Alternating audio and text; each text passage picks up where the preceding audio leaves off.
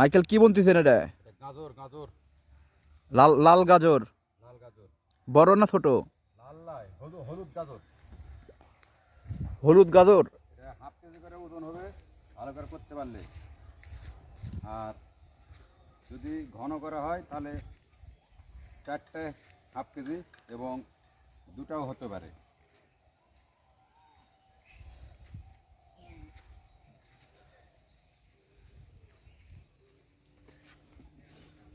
এই গাজরটা খুব দামি একটা গাজর, বীজ নেওয়া হয়েছে বীজ ভাণ্ডার থেকে। এই বীজ ভাণ্ডার আসলে এই গাজর সবাইকে দেয় না এবং পাওয়া যায় না বীজটা। বীজটা আসলে উন্নত একটা বীজ।